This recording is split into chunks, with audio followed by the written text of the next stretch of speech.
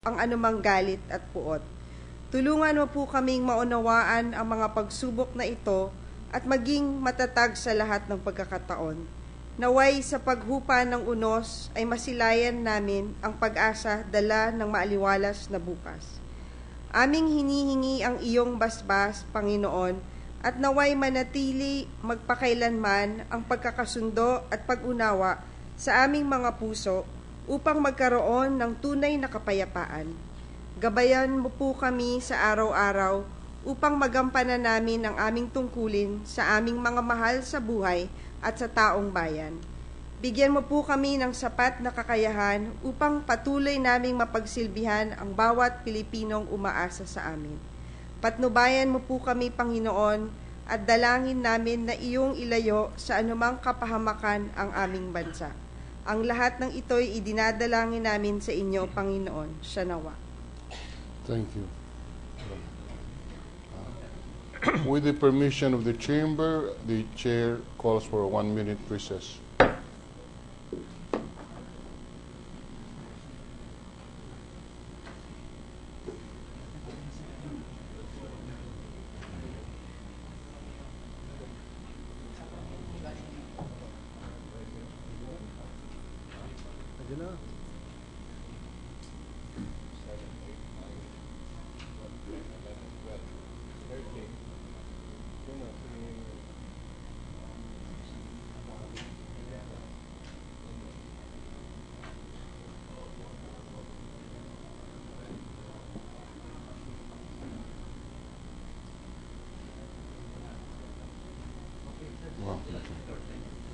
The session is resumed.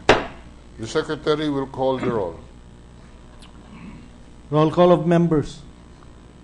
The Honorable Senators Angara, Aquino, Binay, Cayetano Alan Peter Compañero S., Cayetano Pia S., Defensor Santiago, Ejercito, Enrile, Escudero, Estrada, Gingona, Unasan, Lapid, Legarda, Marcos, Usmeña, Pimentel, Poe, Recto, Revilla, Soto, Trillanes, Villar.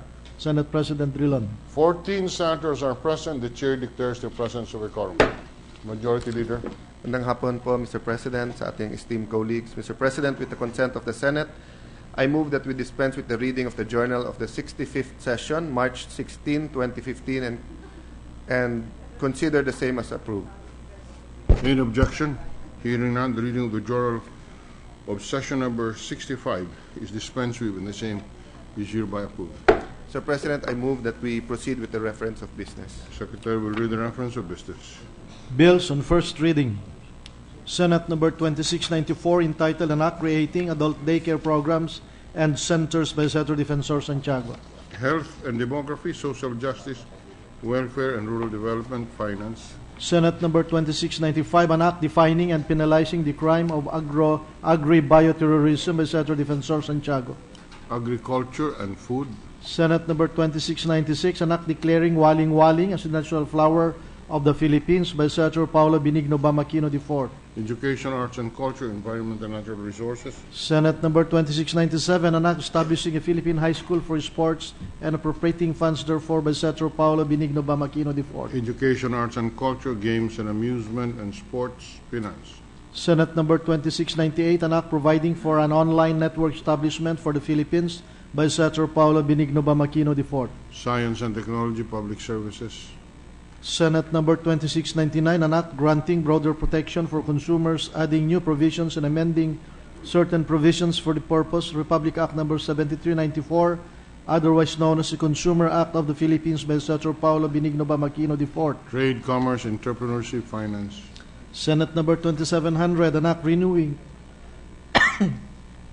the franchise granted to the Interactive Broadcast Media Inc. and the Republic Act number 8210 to another 25 years from the date of approval of this act by Senator Escudero. Committee on Rules. Senate number 2701, an act renewing the franchise granted to the Radio Mindanao Network Inc. and the Republic Act number 3122 as amended by RA 6980 for another 25 years from the date of approval of this act by Senator Escudero. Committee on Rules. Resolutions, PS Resolution number 1238, directing the Senate Committee on Accountability of Public Officers and Investigations Blue Ribbon to conduct an inquiry in aid of legislation the alleged anomalies in the procurement, by the Department of National Defense of 21 UH-1 combat helicopters by Senator Joseph Victory Ejercito. Public Officers Investigations, National Defense, and Security Finance. Yes, Resolution number 1239, directing the proper Senate Committee to conduct an inquiry in aid of legislation the alleged irregularities on the bidding process conducted by the Department of Transportation and Communication concerning the procurement of motor vehicles plate amounting to 3.8 billion pesos with end view of reviewing and revising laws, policies, and regulations to ensure transparency and competitiveness in all government projects. Senator Joseph Victory Ejercito. Accountability of public officers, investigations, public services, and finance. Yes, resolution on 1240, expressing the sense of the Senate to request the government peace negotiating panel to secure from the Moro Islamic Liberation Front, MILF, and or the International Monitoring Team, IMT, a copy of the MILF investigation report on the January 25 Mama Sapano incident by Senator Marcos Jr. Rules. PS Resolution number 1241, directing the Committee on Social Justice, Welfare, and Rural Development to conduct an inquiry in aid of legislation regarding the Sahatra Bangsamoro program that is geared toward social protection by Senator Maria Lourdes Nancy S. Binay. Social Justice, Welfare, Rural Development. Majority 1 Leader. minute suspension, Mr. President. Suspended for 1 minute.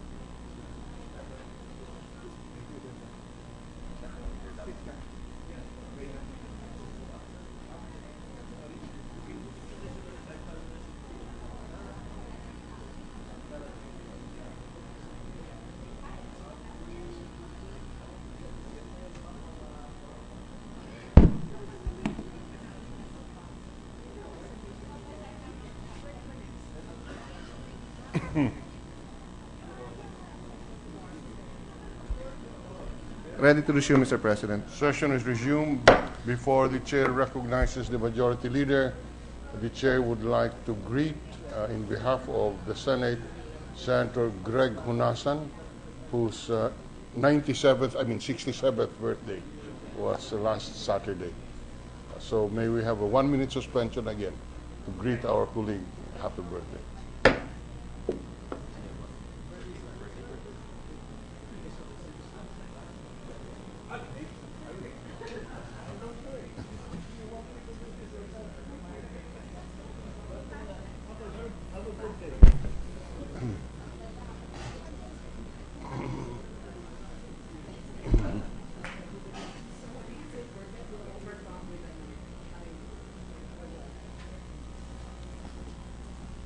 Session is resumed. Thank Majority you, Mr. Leader. President. Mr. President, may we also acknowledge and welcome to the Senate the Liga ng mga Barangay from Tagbilaran City, Bohol, Honorable Edgar R. Bompat, Liga President and City Councilor. May we ask them to rise to be recognized? The Liga ng mga Barangay from Tacloban City is recognized, headed by the Honorable Edgar R. Bumpat, the Liga President and the City Councilor. We place their presence of record in today's session. Mahadyong hapon sa inyong tanan. Graduate students from UP Los Baños College of Public Affairs and Development, headed by Attorney Damsel Torres Cortez. May we also ask them to rise to be recognized? The graduate students from UP Los Baños College of Public Affairs and Development, headed by Attorney Damsel Torres R. Cortez, are welcome to the Senate, and we place their presence of record in today's session. Sir President, we also have the Board of Directors and Officers of the Nutritionists and Dietitians Association of the Philippines. The directors and officers of the Nutritionist and Dietitians Association of the Philippines, you are welcome to the Senate. And maybe they can give free advice to the senators when it comes to dieting and nutrition, Mr. President. The Senate President will be the first on the line. Thank you, Mr. President. Mr. President, we would like to also welcome the family of Mr. Wesley So, Lotis Ki Kabigting, Renato Kabigting, and Abby Ki, who are always also with us today. We welcome Mr. Wesley So, Lotes Ki Kabigting, Renato Kabigting, and Abby Ki. Welcome to the Senate. Mr. President, I move that we recognize Senator Marcos to speak on a matter of public interest. Senator Marcos is recognized on a matter of public interest. Thank you, Mr. President. Mr. President, the massacre of our SAF personnel in Mamasapano has captured the attention of the entire country as we try to navigate the difficult waters towards peace. The inquiries into the details of the events leading up to the deadly encounter have been undertaken, and we are beginning to come to the close of that process and thus resume deliberations on the Bangsamoro Basic Law. The AFP submitted their request early on in this process last February. The PNP report drawn up by their Board of Inquiry was released last Thursday. Today, we have the committee report regarding the Senate inquiry into Mamasapano. Understandably, the BOI investigation report does not, and neither will the Senate committee report, contain definitive explanations on the involvement and specific actions of the members of MILF in that legitimate law enforcement operation against high-value targets. Those explanations can only be provided by the MILF's own investigation. It should be noted that during our committee hearing on the incident, the MILF, through its chairman on the Bangsamoro Transition Commission, Mohager Iqbal, begged off on questions on the details of the involvement of their fighters with the reason that they were at that time still conducting their own investigation. It was with great surprise and not a little dismay, therefore, to learn that the MILF report on their own inquiry into Mamasapano had been forwarded to Malaysia. This was contrary to the promise of Chairman Iqbal's to the Senate during our public hearings that the Senate would be provided with a copy, as it was then only 90% completed.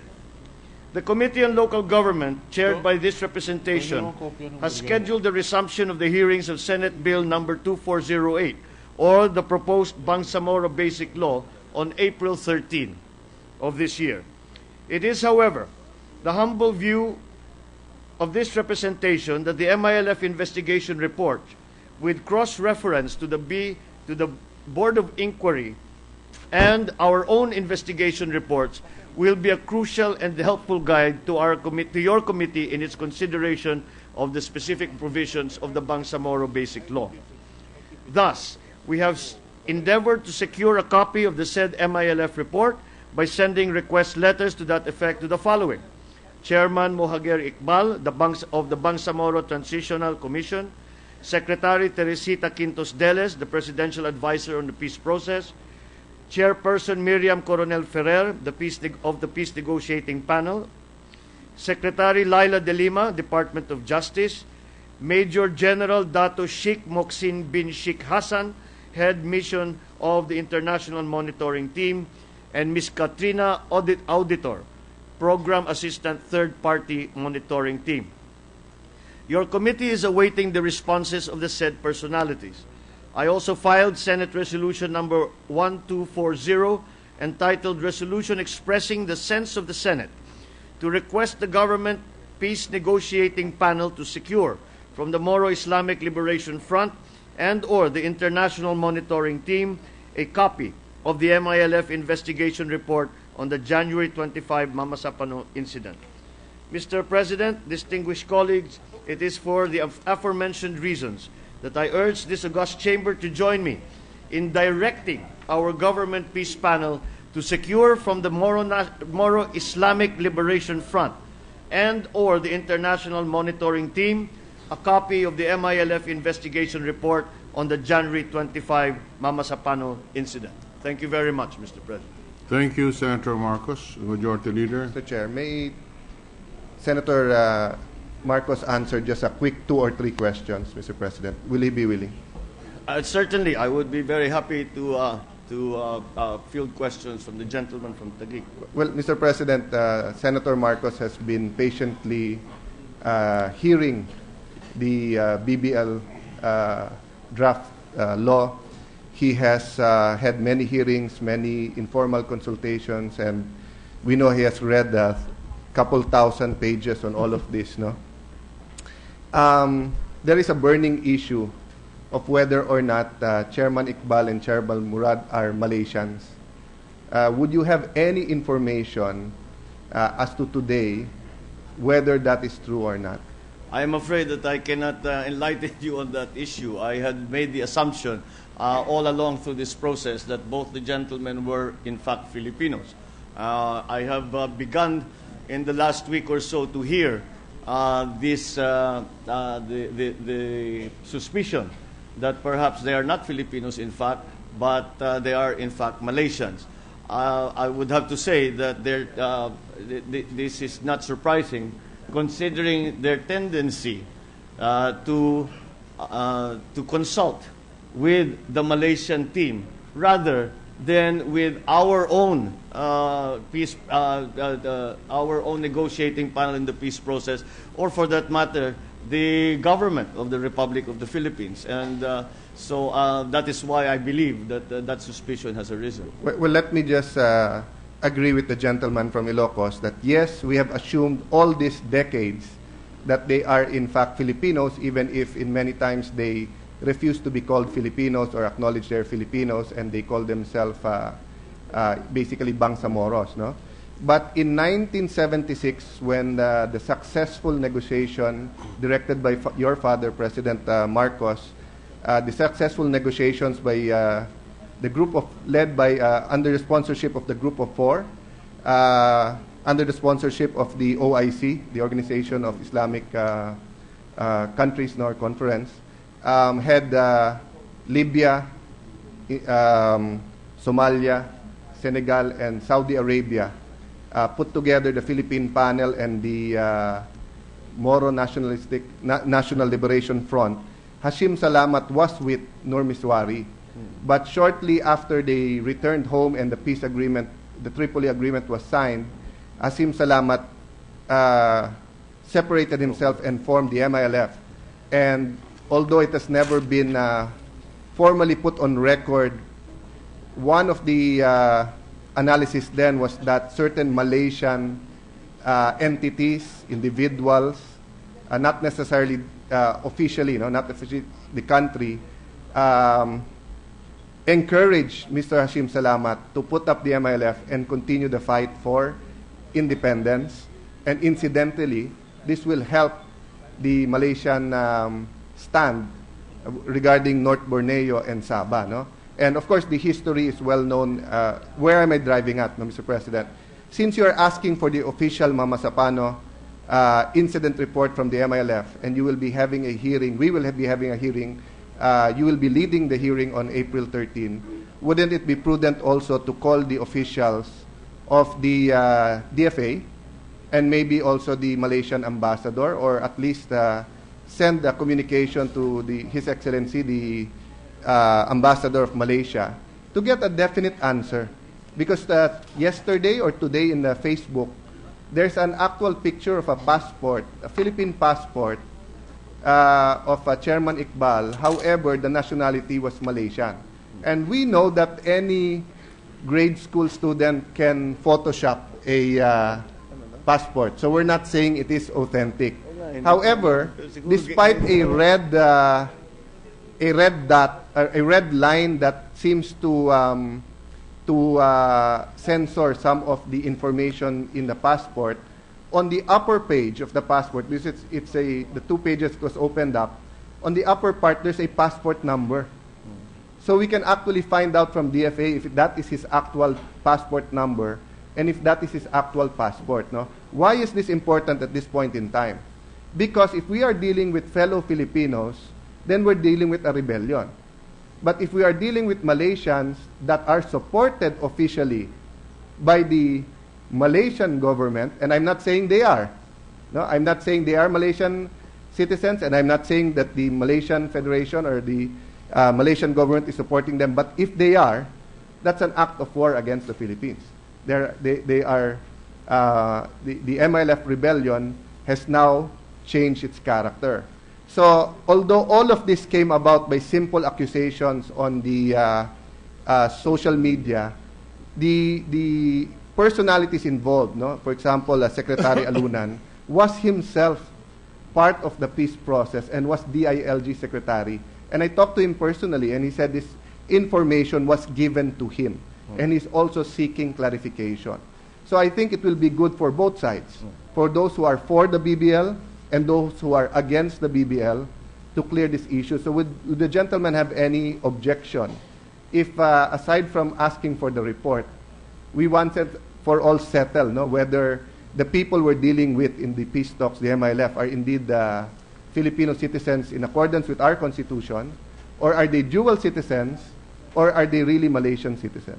Well, I have certainly no objections to that proposal, Mr. President. I think it would actually be useful in the sense that it is a point of confusion, and it will change, as you say, the entire nature of the peace process vis-a-vis the Republic of the Philippines and the MILF. Furthermore, not only will that clarify exactly the identity of Chairman Iqbal and Murad, but also it will, I think, guide the peace process. If you're, as been cited by the gentleman, Mr. President, because at that time, during in the 70s, when the secessionist movement was being led by the MNLF, they were being supported by, it was discovered that they were being supported by Libya. And that is precisely why we sent a delegation to Libya. And that is why the product of that negotiation was the Tripoli Agreement. And should it be shown that Malaysia has an involvement, even more than the fact that the personalities we are speaking about as to their nationalities is determined, then perhaps we should direct our negotiations not only at MILF but also at Malaysia. Now, this is all speculative, and to get back to the question is certainly the committee will now invite.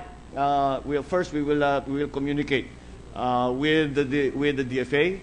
We will communicate with the Malaysian ambassador who is stationed, who is here in the Philippines, and try to discover truly what are the facts behind the question as to the gentlemen's nationalities. We will also ask them.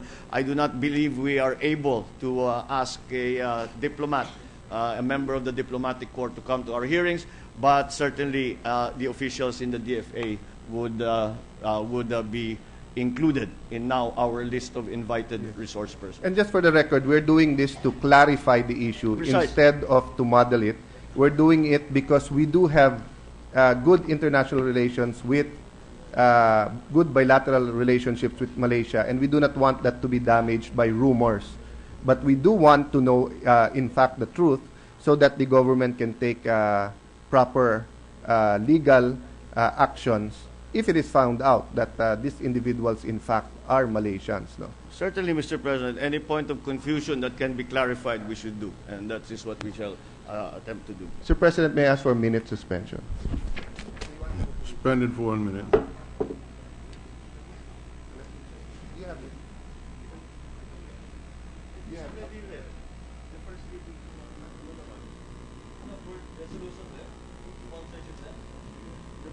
May resolution ako.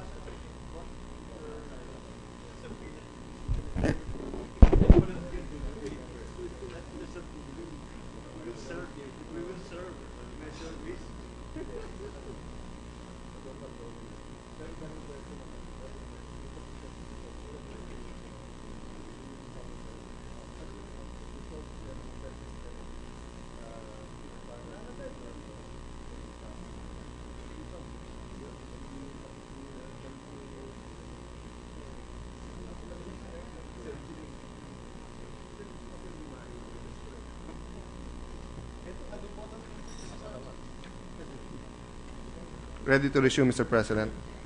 Session is resumed. Mr. President, upon consultation with the Senate President, the Minority Leader and Senator Marcos, instead of, and with the consent of the Senate, instead of referring the speech of the gentleman, and with the consent of the Senate, I move that we consider proposed Senate Resolution number 1240. In objection, hearing none, consideration of the proposed Senate Resolution 1240 is in order. Mr. President, may we request the Secretary to read the title and the text of the said measure? Secretary will do so. PS Resolution 1240, introduced by Senator Ferdinand R. Marcos Jr. Resolution expressing the sense of the Senate to request the Government Peace Negotiating Panel to secure from the Moro Islamic Liberation Front, MILF, and/or the International Monitoring Team, IMT, a copy of the MILF investigation report on the January 25 Mama Sapano incident. Whereas on 25 January 2015, 44 members of the Special Action Force of the Philippine National Police died as a result of the bloody encounter with the combined forces of the members of the Moro Islamic Liberation Front and the Bangsamoro Islamic Freedom Fighters. Whereas the MILF launched its own investigation on this tragedy after it has been accused of violating the peace agreement that it entered into with the government. Whereas there are reports that the MILF report will be submitted to the Malaysian-led International Monitoring Team composed of representatives from Japan, Indonesia, and Brunei, and supported by the United States and the European Union. Whereas for full transparency and accountability, there's a crucial need for the Philippine government to be properly informed of the full investigation report of the MILF on the Mama Sapano incident in order to strengthen the ceasefire mechanisms that may be included in the proposed Bangsamoro Basic Law pending in Congress. Whereas the Philippine Peace Negotiating Panel, headed by Chairperson Miriam Coronel Ferrer, tasked to pursue peace negotiations with the MILF, should exert utmost efforts to secure the MILF investigation report so that the truth behind the Mama Sapano tragedy that claimed the lives of 44 sub-heroes will be revealed.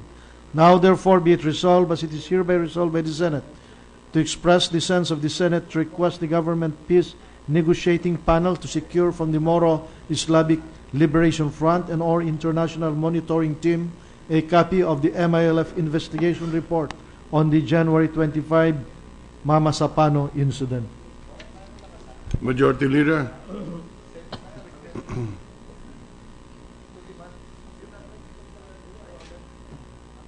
Mr. President, Senator Escudero. The Chair recognizes Senator Escudero. Thank you, Mr. President. If we are in the period of amendments, with the permission of the Majority Leader. May I proceed, Mr. President? Yes, please proceed. In the resolutory clause, Mr. President, it reads, as it is hereby resolved by the Senate to express the sense of the Senate to request the Government Peace Negotiating Panel to secure from the MILF and the IMT a copy of the MILF investigation report on the January 25 Mama Sapano incident. Mr. President, may I suggest subject to style? For us to request, okay, the MILF and the IMT, but for us to either direct or order in the same breath the Government Peace Negotiating Panel to precisely secure such a copy from their counterparts. So it will be two-pronged, Mr. President. What does the sponsor So, say? Mr. President, it is direct or order? Which word do we use? Order or direct the negotiating panel and request a copy as well from the MILF IMT. I accept the amendment as proposed. Just for clarification, we are directing the Government Peace Panel to secure Yes. from the negotiating from the MILF a copy. In other words, we are ordering or directing. We are ordering the peace panel, Mr. President, but also requesting for a copy formally from the MILF. MILF/bar IMT. So two-pronged. Two-pronged, One, Mr. to direct the Government Negotiating Panel to secure a copy from the MILF and One is requesting. formally requesting. All right. What does the sponsor say? Certainly, sir, I think that would be much useful. That would be very useful to strengthen the language.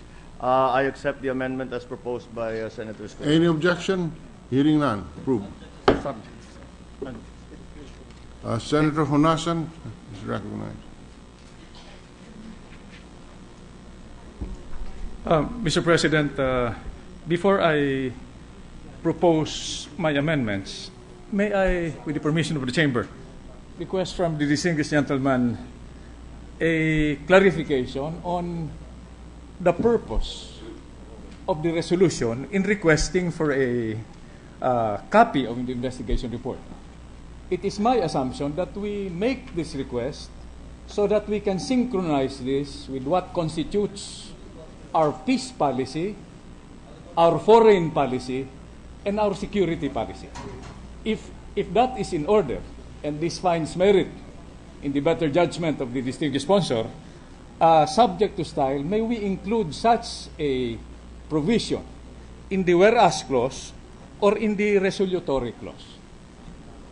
Well, certainly, Mr. President, the specific reason and the specific area that I found that we need more detail on is the ceasefire mechanism whenever there is an encounter. As we found, one of the findings in the hearings that our inquiry in the Senate on the Mama Sapano incident was the very long time that it took from the time that the MILF and other forces were informed that they were in a firefight with government forces until they declared a formal ceasefire. It took close to 11 hours. In those 11 hours was when all the casualties were killed. Those who were killed in action were in those 11 hours. It is my hope that we will be able to strengthen and make more robust that mechanism so that 11 hours may be converted into 11 minutes with the attendant saving of lives that would bring. And so that is the specific purpose. And we cannot make the system better. We cannot make the ceasefire mechanisms better until we know what happened on the MILF side. so that if there was a lack of coordination on the government side, if there were mistakes made on the government side, we will now be able to determine that because we have the AFP report, we have the BOI report from the PNP, we have even our own committee report in the Senate. However, we still do not know what happened within the ranks of the MILF and in their interaction with the BIFF and the other private armed groups. That, to answer the question of the gentleman, that is the specific reason, the specific area that I had hoped to focus on. We were able to start the inquiry into that during our hearings, but I would like to go into more detail for the specific purpose of including that mechanism in the BBL so that we have a stronger, more robust mechanism that will always work. Despite mistakes, despite oversights, we will still have a mechanism that will bring fighting to a close as quickly as possible whenever there is such a situation. Salamat po, Mr. President. Your Honor, I raised this issue and I'm glad we went back historically. Dahil if we look back, Mr. President, nagkaroon po ng inhibiting effect yung unclear provisions ng ceasefire mechanisms at ng peace policy dun sa mechanisms mismo. Pati ho dun sa military operations para iserve yung warrants, nagkaroon din ho ng malabo na inhibiting effect. So ang nangyari ho is so much time was wasted and we were reduced to a reactive mode. Kaya, Mr. President, Your Honor, of course I will submit to the better judgment of the sponsor, but shouldn't be that issue clear in the resolution para the party from whom we are requesting this investigation report will be clear about the purpose as it serves not only core constitutional provisions but the long-term trajectory of the peace process itself. But again, Mr. President, I will defer to the better judgment of the sponsor. Well, Mr. President, although that is one specific reason that the specific purpose that we would like to look at, I would like to look at the MILF report. I cannot anticipate what else we will discover from the MILF report that may be relevant to the amendments that we will propose to the BBL or the changes that we would like to propose to the BBL. So, although clarity is always preferred, I would not like to limit.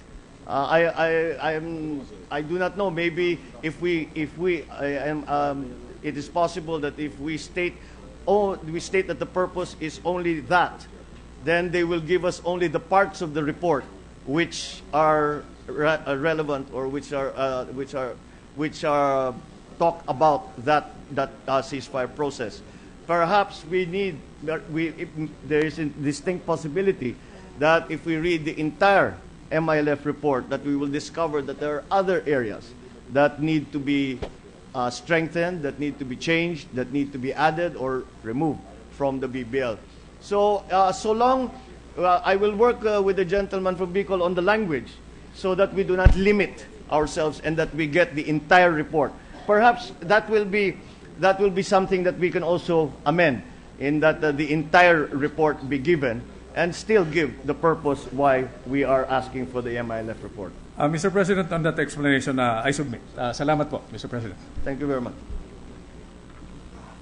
Thank you. Senator Cayetano, Majority Leader, is recognized.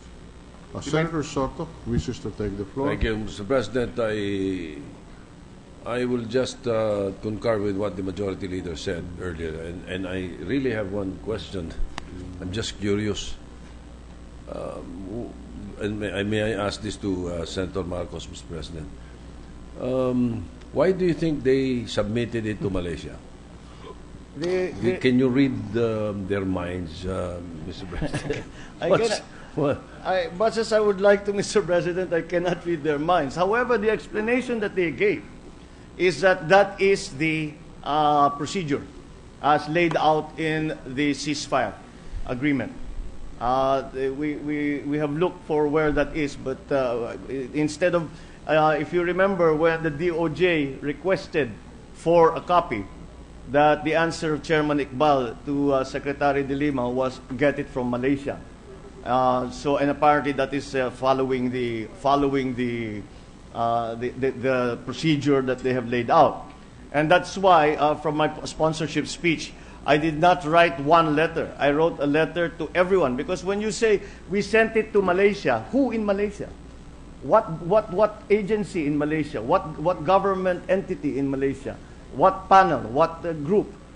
So that is why I took what you could describe as a shotgun approach and wrote everybody and said, we need to have a copy of the MILF report. Now, despite the fact that the assertion of Chairman Iqbal that this is a following procedure, still, there was the promise that he made to us here during the hearings when we asked him he was asked if he would supply the Senate committee on a copy of the MILF report. He said, yes, I will, but it is not yet finished. It is now 90% finished. And that was what we were depending on, was the promise that he made while he was here testifying in the inquiry on the Mama Sapano. What does Malaysia have to do with the peace panel? For my education, Mr. President. Well, they are the third party.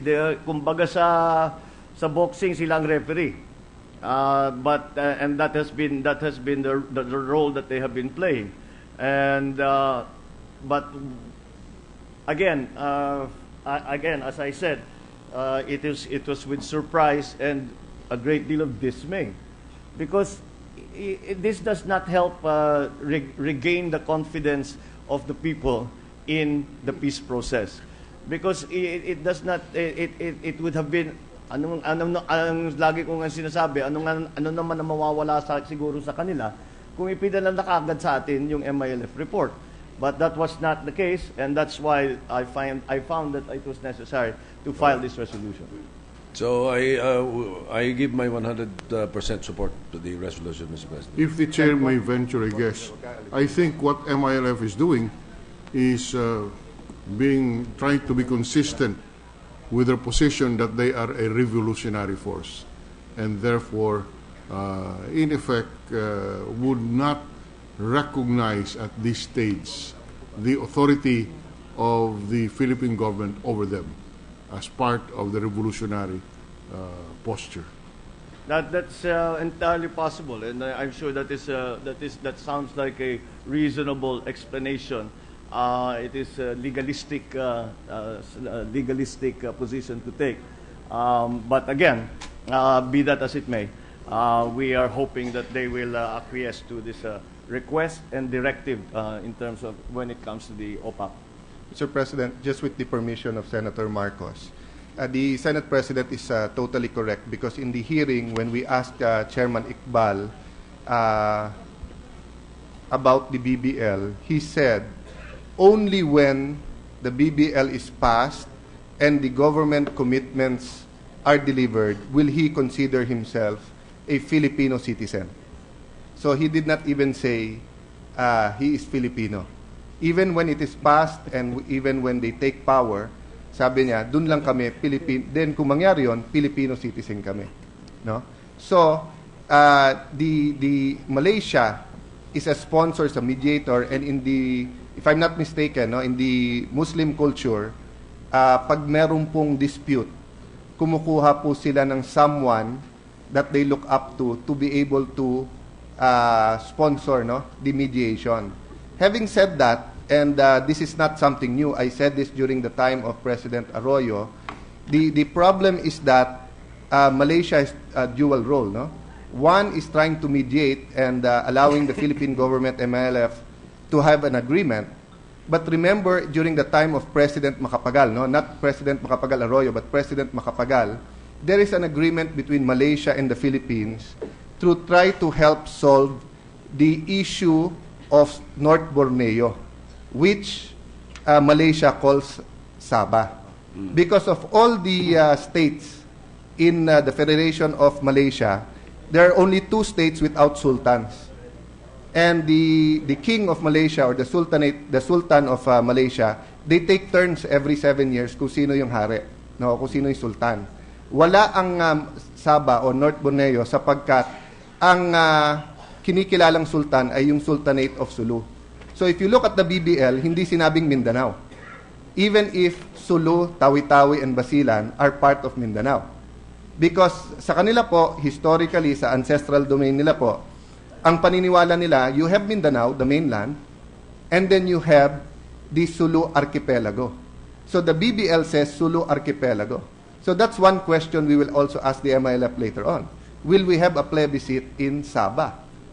Because that was the claim of the MNLF and others before them. But now that Malaysia is sponsoring them, that is the question. Sponsoring.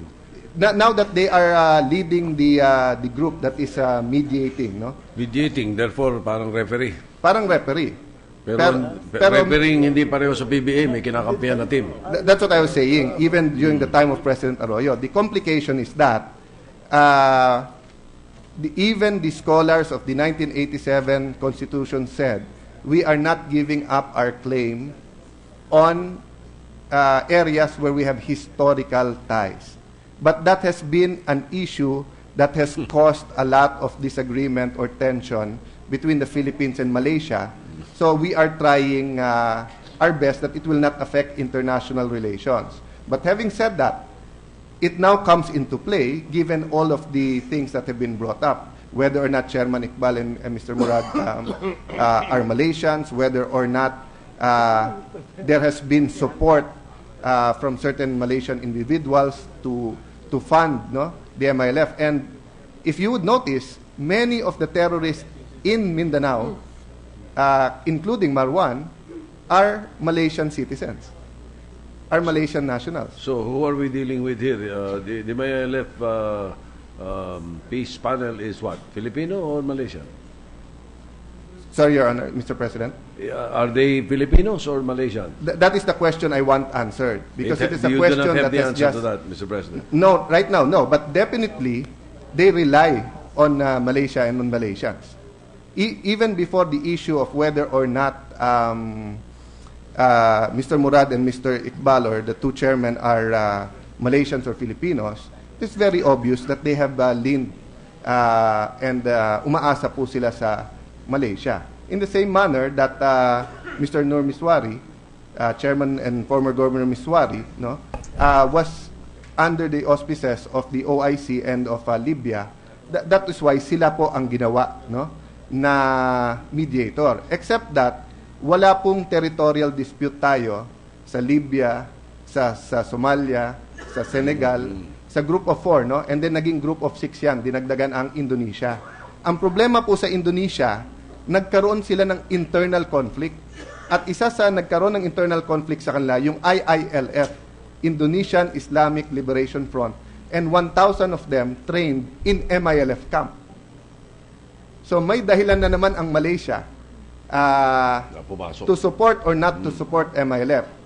So it's a complicated issue that I think kailangan natin i-break down and isa-isahin, Mr. Chairman, Mr. President, which I think Senator Marcos has a logical view of, bago natin puntahan ng BBL, isa-isahin muna natin tong issue na to. At yung unang issue, ano ba ang pananaw niyo sa Mama Sapano? All right, Mr. President, I thank the distinguished gentleman for the answers. Thank you, Mr. President. Mr. President, since all of us wants to know the truth, may I ask if all senators present may be made co-authors of this resolution?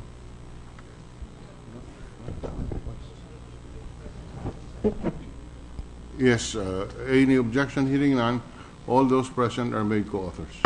Mr. President, I move that we approve proposed Senate Resolution number 1240, subject to style. As amended. As amended, Mr. President. And subject to style. Any objection? Hearing none, approved. Mr. President, just a manifestation that in the resolution we just requested the MILF for a copy, not because we cannot order or direct them because they are Filipinos, but because we are respecting the peace process, and they are saying that they are a revolutionary force until they come in. So I just don't want any misinterpretation that we agree that we cannot order them to do it. We're doing it out of courtesy because we still believe that the peace process has has somewhere to go, Mr. President. The Senate, in fact, is leaning backwards. Otherwise, we could just compel them by compulsory process to produce the report before the Senate. But we're leaning backward as in support of the peace process, and therefore we are just requesting them to give us a copy out of courtesy to the Senate, which will tackle the proposed Bangsamoro Basic Law. Sir President, let me associate my name with your statement. Sir President, with the consent of the Senate, I move that we consider proposed resolution number 1220. What is it? In order. Sir President, may we request the Secretary to read the title and text of the said measure? Secretary will do so. Yes, Resolution number 1220, introduced by Senator Antonio Sani F. Trillanes IV. Resolution commending and congratulating Grandmaster Wesley So for placing number 8 in the World Chess Ranking, thereby making him the highest-rated Filipino Grandmaster in history and the only Filipino to have ever reached 2,700 in the World Chess Federation FIDE rating. Whereas the Philippine Senate has on several occasions paid tribute to outstanding Filipinos for their laudable feats which have brought home pride and honor to the country, such as winning awards in international events and competitions.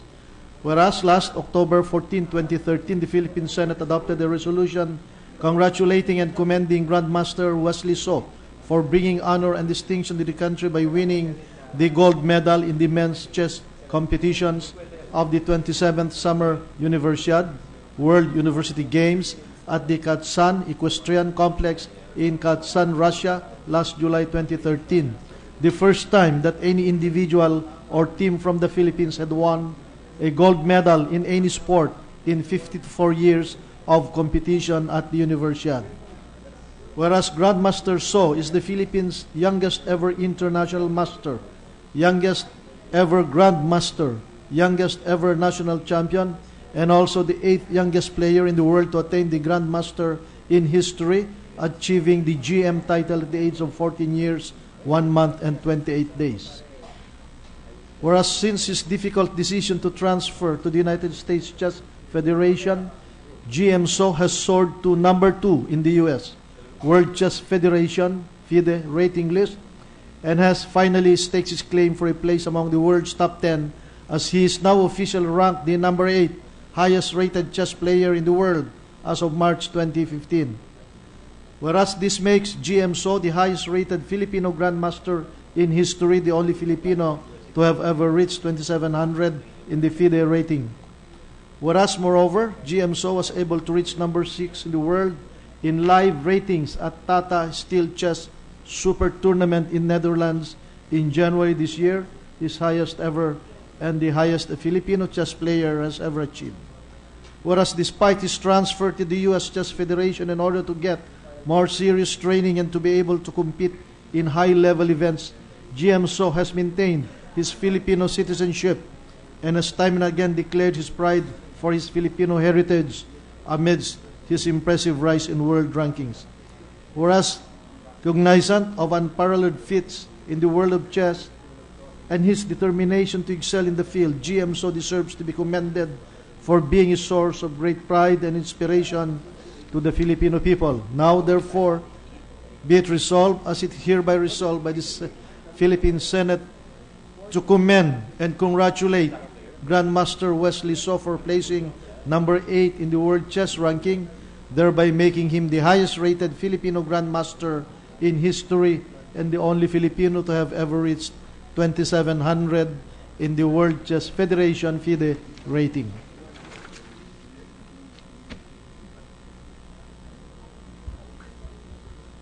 Sir President, I move that all senators present be made co-authors of the said measure. All senators present are co-authors. Sir President, I move that we approve proposed Senate Resolution 1220 subject to style. Any objection? Hearing none, proposed Senate Resolution 1220 is hereby approved. Mr. President, to allow the senators to congratulate the awardee and show him how proud we are of his accomplishments, may we suspend the session, and may I inform the body that he has also won the gold medal in men's chess competition of the World University Games held in Russia in July 2013 and has been given the recognition by this chamber through the passage of a simple resolution in October of the same year. And so we would like to take this opportunity to also present the same resolution to him. I thus move that we suspend the session to allow the senators to congratulate him. Session suspended.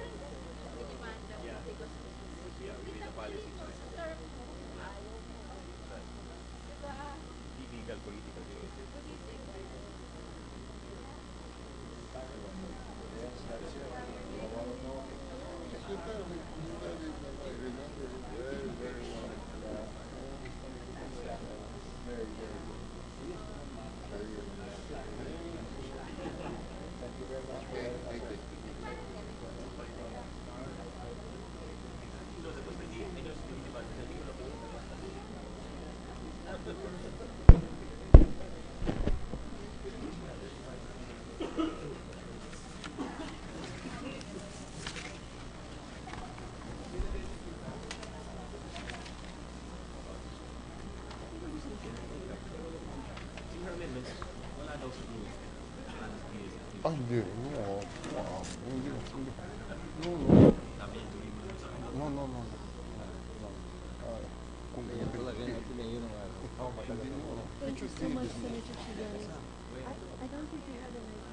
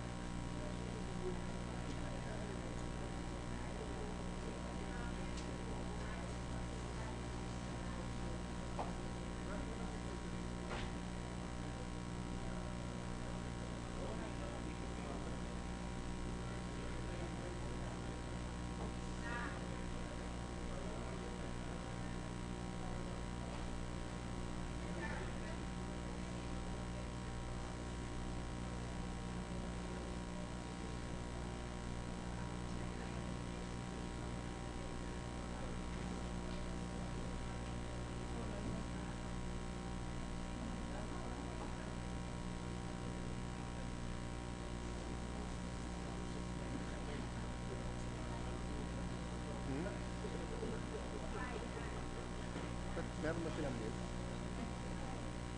Meron ba silang list?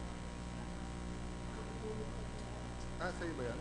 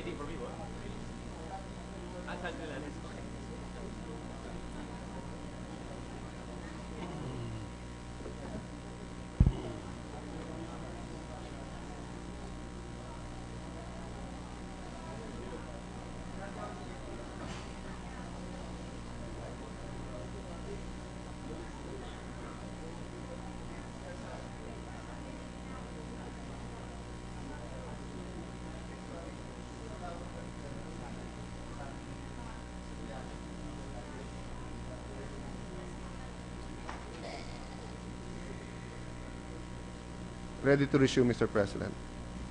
Session is resumed. Mr. President, with the consent of the Senate, I move that we resume consideration of Senate Bill number 2679 under Committee Report number 110. This is the bill on the Unified Student Financial Assistance System for Tertiary Education, Mr. President.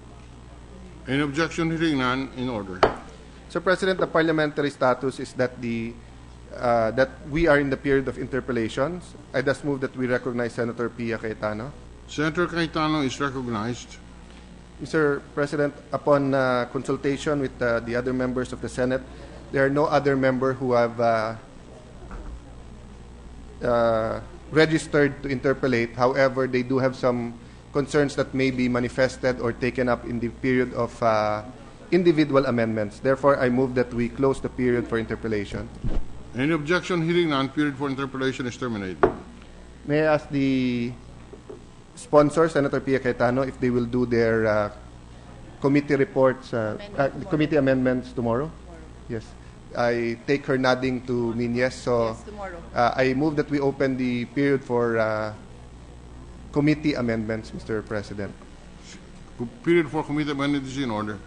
And we will be taking that up tomorrow, Mr. President. So I move that we suspend consideration of Senate Bill number 2679 under Committee Report number 110. So suspended.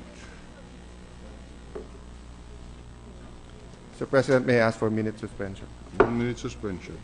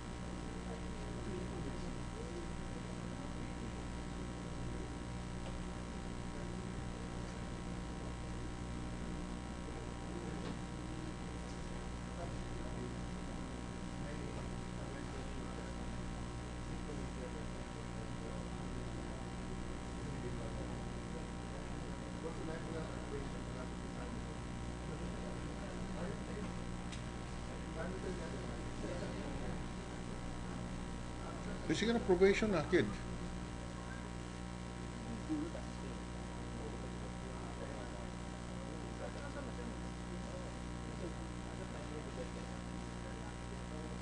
Probation kung wala pa sa akin. Hindi ba rin ah? Okay na.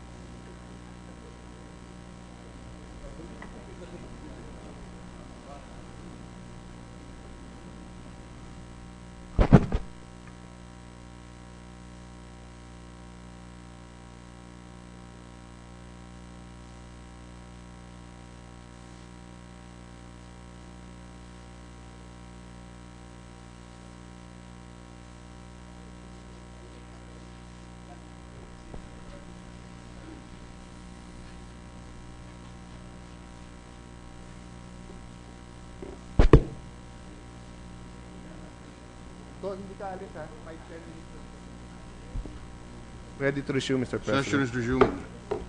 Mr. President, with the consent of the Senate, I move that we resume consideration of Senate Bill number 2582 under Committee Report number 96.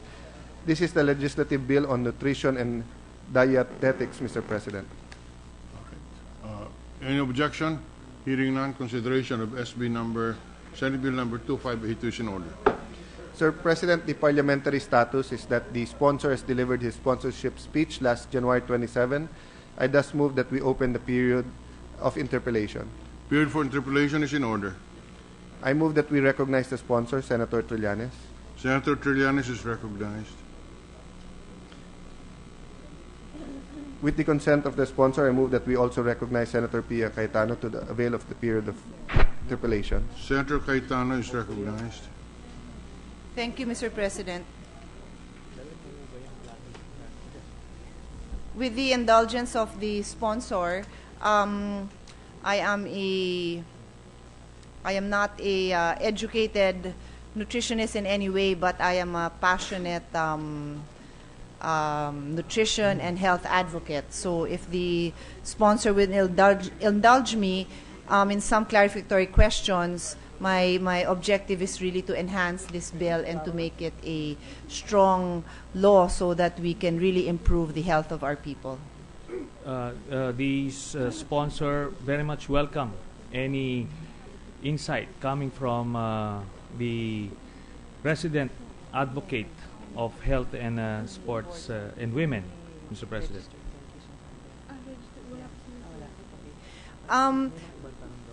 I am in receipt of some basic facts that which the group of nutritionists have given us, my staff, earlier. But I am looking for the specific data, if it is available, Mr. President, the number of registered dietitians and nurses at present, nutritionists or dietitians.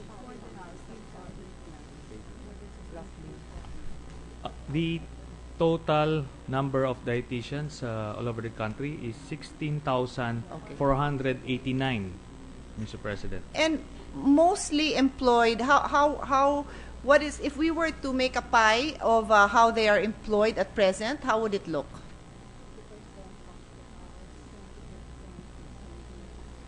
Around 50% hospitals, 20% would be food service, food industry, 20% academe,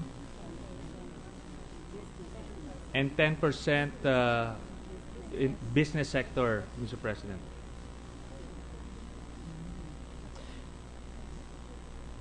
Business sector, that interests me. Business sector other than in the food business, so this would be like as consultants or as in-house nutritionists?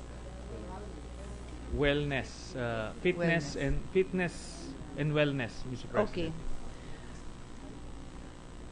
So I think most of my what I would like to do, Mr. President, is to participate in the period of amendment and maybe ask a few clarificatory questions then. But I'd like to get clarity now to help me make those proposed amendments for later on. So if, again, now with the sponsors' patients, under Section 5, in the definition of the practice of nutrition and dietetics, Section 5D refers to sanitation practices. I had always assumed that that was something different. What about sanitation is part of the practice of nutrition and dietetics, or is it safekeeping of food? So it's mainly for food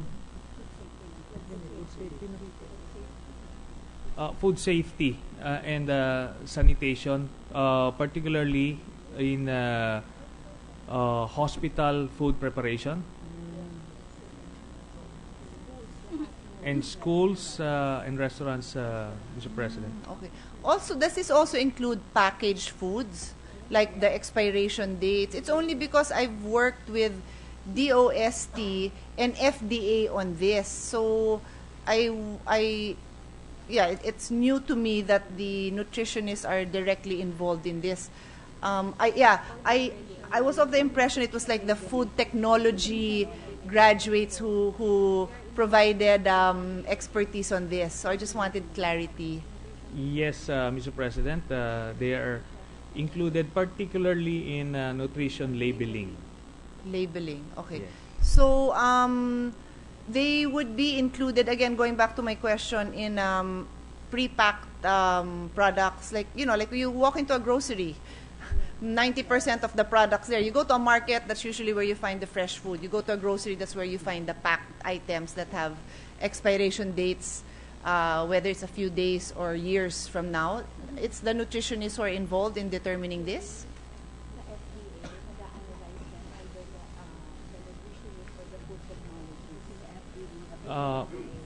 Mr. President, in the FDA, normally those who are involved in that are the food technologists and the nutritionists. They work together? Yes. Okay, thank you. For my enlightenment, the difference between therapeutic dietitians and administrative dietitians?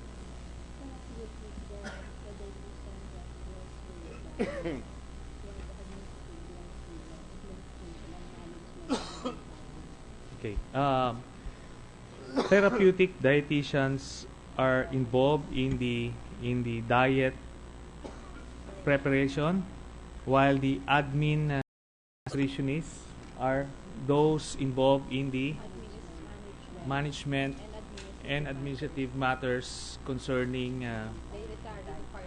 the entire department, Mr. President. And the difference of those two with the clinical dietitians?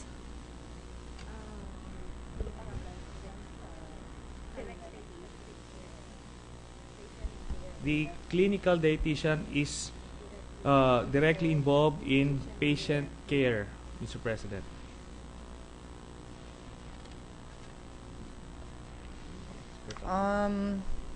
Okay.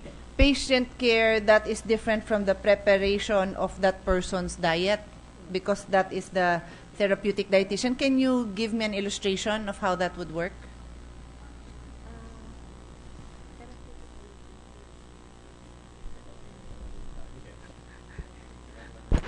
Super interested. Interesting to me.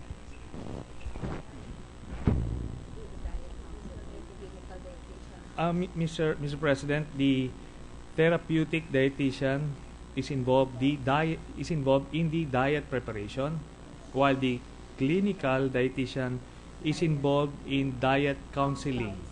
So they're two different people. But this assumes, anyway, this just for everybody's bear with me, no, because this goes into my understanding later on in the number of dietitians required in a hospital. Because in very small settings, I can't believe that you would have to have a dietitian separately counseling and separately preparing. Now, of course, if it's a 5,000, I don't know. I mean, what's the biggest hospital? Does anyone know? Yeah. The PGH and National Center for... Well, Mr. President, maybe the sponsor can tell me what's the bed capacity of PGH, roughly?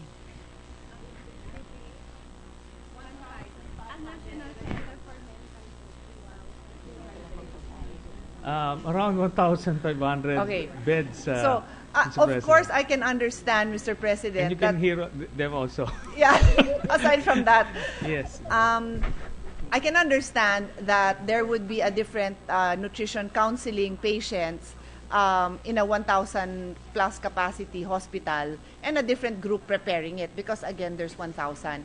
But later on when we are in the period of amendments, I may make recommendations because we also have to be practical on the expenses. We will now be requiring all these various public and private companies to spend because of these different requirements. So that's also what I'm looking at. I'm extremely pro-health. I feel that we should not only pay them more, but also encourage more to be part of the regular workforce. But I would be very cautious about what we require private and public companies to suddenly take on in their workforce. That's the bottom line of my concern, Mr. President. Completely understandable, Mr. President. But I was also informed that these different dietitians are, or for that matter, they can perform, or one dietitian, nutritionist dietitian, can perform all of these functions, Mr. Yes, President. I imagine they could. They are capable of. It's just a question of the volume.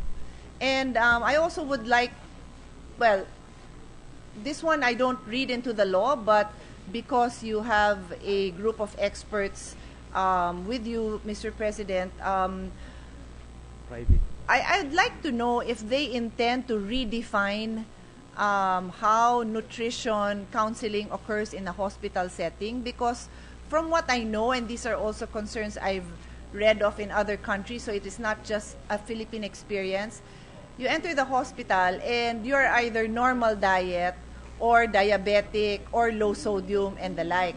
But the normal diet they serve you is parang fiesta. I'm talking about private hospitals, of course.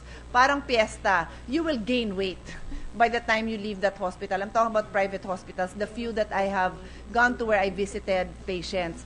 And there's also no counseling that goes on. This is very expensive private hospital. So I'm just saying, we are now imposing that, you know, these are the different type of dietitians we need.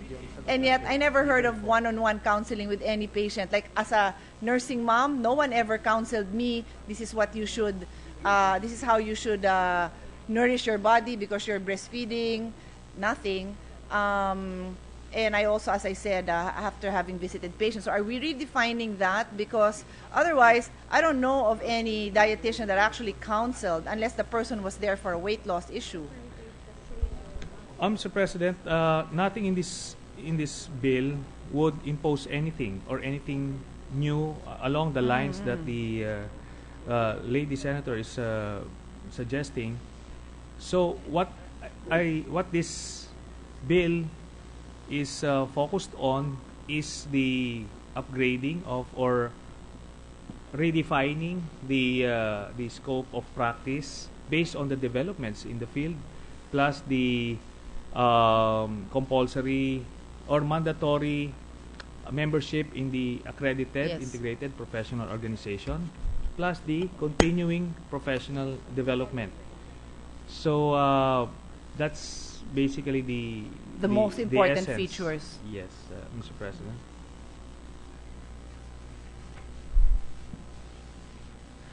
Understand. So, in other words, the other observations I have on what I'm reading into the law, I guess, are not as important as those three, if I may conclude in that way. Again, my reason for bringing this up is I am all for any patient entering a hospital for whatever reason. If you came in there because you broke a leg, and by the way, you might as well have free counseling on your nutrition, I'm all for that. I'm just saying, when we define the different types of dietitians and nutritionists, and later on in the number that we are requiring every hospital to have, let's look into whether they will be performing all these duties or it can really be done by just one person, because otherwise we may be imposing too much. I'll get to the number of being required later on as we move on. Let me go back to the key reason for this bill, which was, as His Honor mentioned, defining the, I think you said something about defining the scope of the practice and keeping up with the Developments. the trends or the developments. It is, I think, one of the most crucial provisions of this bill is the definition of the scope of the practice, because we will now limit practice. We are limiting the practice to those. Well, we are limiting the practice to those who are registered nutritionist and dietitian, and anyone who performs an act that is considered as part of the scope of practice is in violation of this act, and that is punishable. So I have a concern regarding Section 5, letter C. Scope of the practice may include but not be limited to food production and product development.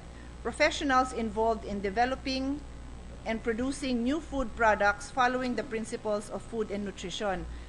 At the proper time, I will make amendments, but I would also, I would be happy for if the committee, if the sponsor will also get the recommendations of the experts. We have to define this more clearly, because for lack of any better way to illustrate it, let me use myself as an example. I own a cafe, and as I said, I am a enthusiastic, passionate nutrition advocate. So technically, I develop and produce new food products in my cafe. I never told anyone I'm a nutritionist. I never professed to be an expert. I always make that disclaimer. But if you look at the definition, I am doing this. God forbid that somebody then says that I'm to project myself as a nutritionist and be in violation of the law. So those are also examples, because I am also an avid athlete, and many coaches will give their athletes suggestions on sports nutrition, not also claiming to be experts, but because from experience, that is their expertise. So we need clarity here, because these will be violations that will be committed by many well-meaning people. Yes, Mr. President. I think that is not the intention of this specific provision. But the sponsor is very much welcome, would very much welcome any amendment to be proposed later on by the distinguished health advocate in the Senate, and to clarify further and make clear distinctions. Thank you. I assume that that's not the intention, but when I read into the law, I have to be cautious, because it becomes, these become, as I said, punishable acts. And so we would like to produce a bill that will become a law that is also fair. So that's the reason I ask those kind of questions. Thank you, Mr. Sponsor. Another thing, and this just again to give the sponsor a heads up, in the recent deliberation on the practice of the pharmacy law, we also made amendments on the powers of the board to revise the definition of the scope of practice. Again, I feel that this is a power that they can exercise, but I think it belongs to Congress to limit those powers, because precisely we do not want it to overlap with other maybe other areas, or again gray areas like by non-professionals. So in due time we will also make amendments or welcome amendments from the committee. Yes, Mr. President, the sponsor would welcome that specific amendment, because we have already deleted similar provisions during the past professional regulatory laws. Thank you. I move on to Section 7. It states here that if a nutritionist dietitian has not actively practiced for 5 consecutive years, they will be required to attend pass a refresher course and complete a related practicum, both offered by an institution accredited by the APO. I am very much in support of refresher courses. I think this is a standard in most professions, no? Especially in fields where there are constant changes, and whether you are a lawyer or a doctor, whether you're in the sciences or like in my own profession, which is the law, this is now a well accepted practice. But as to the passing of a refresher course, I don't know if the sponsor, Mr. President, will be able to enlighten us from his experience in reviewing. He has to have the burden to review all these professional regulatory laws. I personally am not aware that you must pass another course in other professions. Yes, Mr. President. Again, the sponsor is very much welcome to any amendment in this regard, because in other professional regulatory laws that we passed, attendance or completion of certificate of completion or attendance is sufficient. Yes, I think that would suffice. My biggest nightmare is to ever have to take the bar exam again.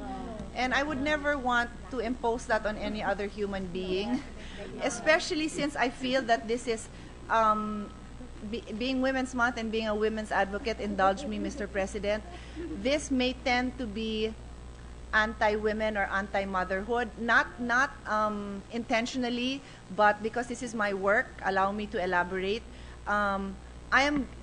I may be wrong in my assumption that most of the nutrition and dietitians are women, because nowadays it's open to all. Used to be more nurses were women.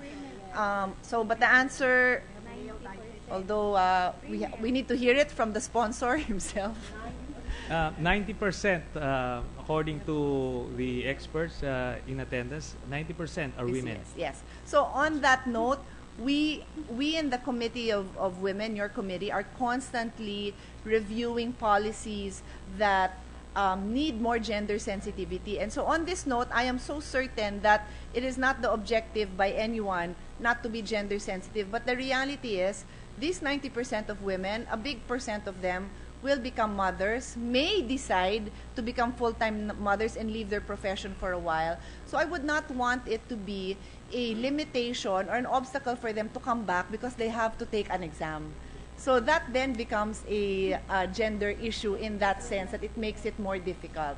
So refresher course is not a problem because these are reasonable impositions of the state to ensure that the practice is kept at a high level. So anyway, I understand that the sponsor is open to refining this. So we just wanted to put that on record.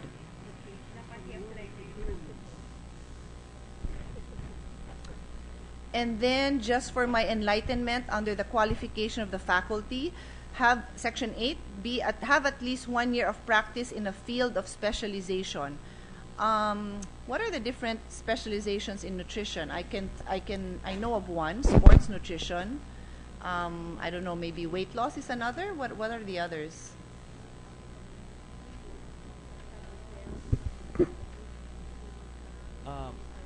Mr. President, you have public health, community, clinical, food service, research, academe, Mr. President. Very interesting. Thank you.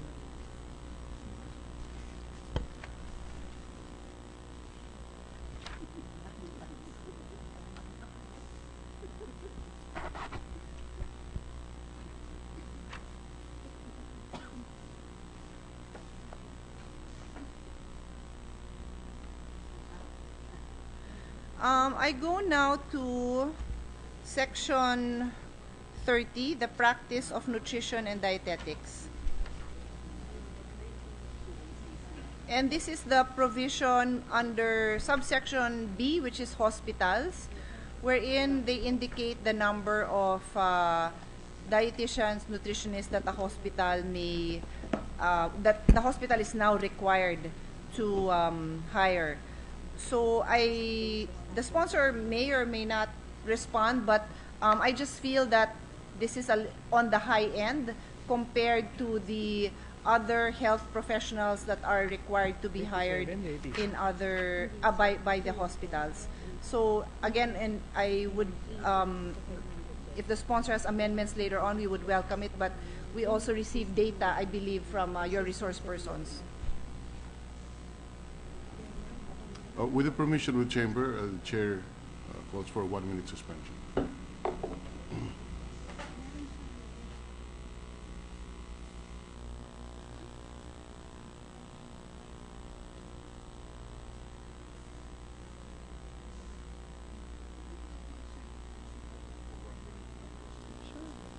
For this or for what?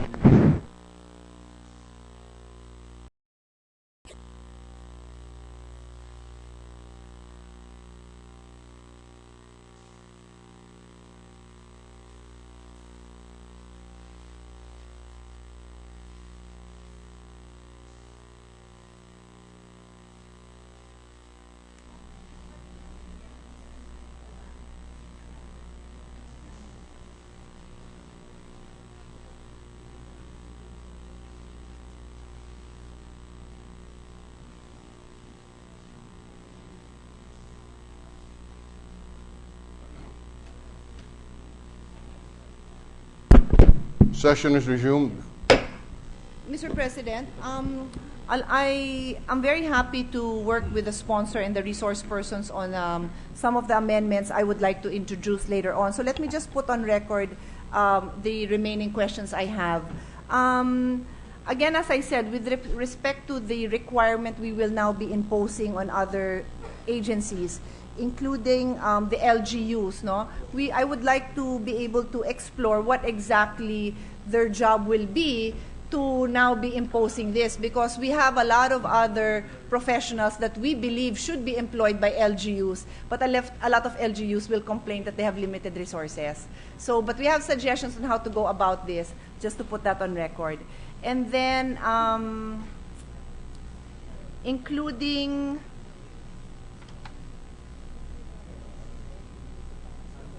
the requirement is also on salary grades. We will also review this versus vis-a-vis the salary grades of other health professions. Again, we're very supportive of higher salaries for health professions, and I think most of the health professionals' job would be lighter if we start with nutrition. So I have no question there. We just want to be sure we align it with the others. There are other fields where the work of the nutritionists are mentioned, and I do have concerns there as well. I will discuss this with them or with the sponsor privately, because there's a long list that is mentioned in Section 30.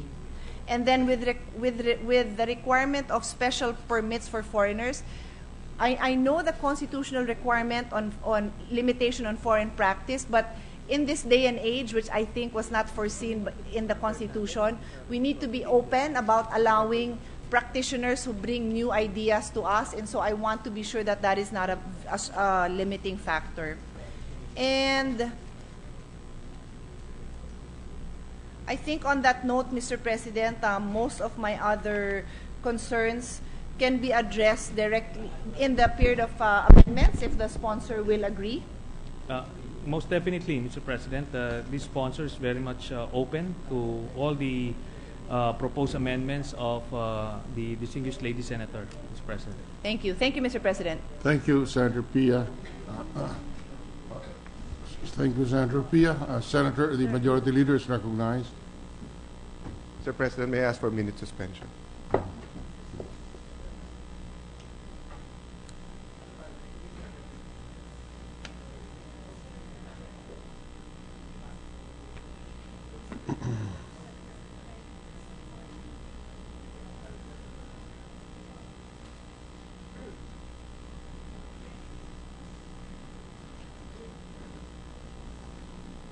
Ready to resume, Mr. President. Session is resumed. Mr. President, I move that we suspend consideration of Senate Bill number 2582 under Committee Report number 96. So suspended.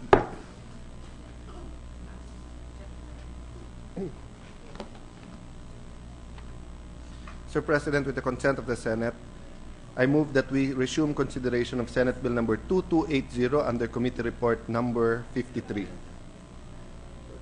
This is Any objection? Hearing none.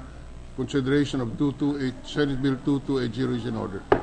Mr. President, the parliamentary status is that the sponsor has delivered his sponsorship speech last June 11, 2014. I thus move that we open the period for interpellations. Period for interpellation is in order. Mr. President, I move that we recognize the sponsor, Senator Pimentel. Senator Pimentel is recognized. We are ready, Your Honor, but I think no senator has signified his or her intention to interpellate. So can we now close the period for interpellation? I just confirm, Mr. President, with members of the Secretariat that there are no members who registered their intention to interpellate. So I move that we close the period for interpellation. Period for interpellation is terminated. Mr. President, I move that we open the period for amendments. This is a substitute bill, so the sponsor would like to make individual amendments. The sponsor is recognized on the period of individual amendments. Thank you, Mr. President. Referring now to Senate Bill number 2280, on page 1, line 10, delete the semicolon after the word best and replace it with a period. I so move, Mr. President. Can we proceed with the amendment as a whole amendment instead of just one by one, so that we can act on it? We can see the whole amendment. The whole amendment, if it refers to one section, Mr. President. Yes, please. So, okay, that's the first amendment. Then likewise on page 1, line 10, delete the phrase provided that. Okay. And then capitalize the first letter of the word no. All right. And on the same page from lines 13 to 22, all the way to page 2, line 3, we want the phrase which starts with provided, however, on line 13, all the way to the modified decision on page 2, line 3 to be deleted. Okay. And the purpose is to change this with the following statements, Mr. President. Please proceed. Yes, please. Provided, comma, that when a judgment of conviction imposing a non-probationable penalty is appealed or reviewed, comma, and such judgment is modified through the imposition of a probationable penalty, comma, the defendant shall be allowed to apply for probation based on the modified decision before such decision becomes final, period.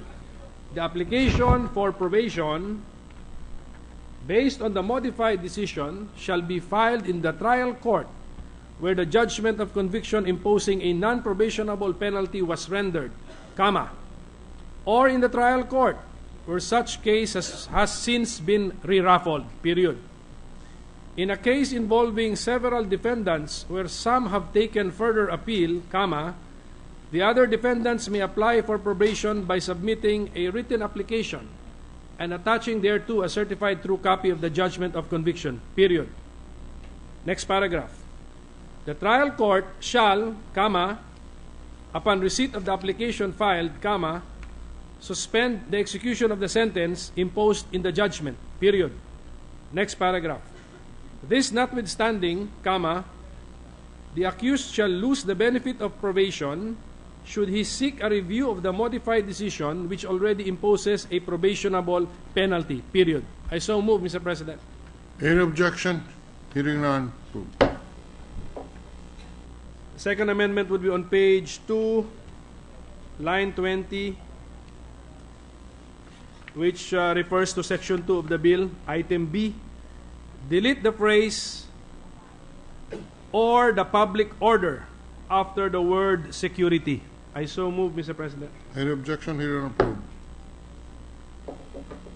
On page 2, and the same section on line 23, insert the following phrase, and one day, after the word months. And then delete delete the symbol slash and the word or after the conjunction and. So making and or simply and. Thus the phrase will now read more than 6, parenthesis, number 6, close parenthesis, months and 1 day, and a fine of more than 1,000 pesos. I so move, Mr. President. Any objection? Hearing none, approved.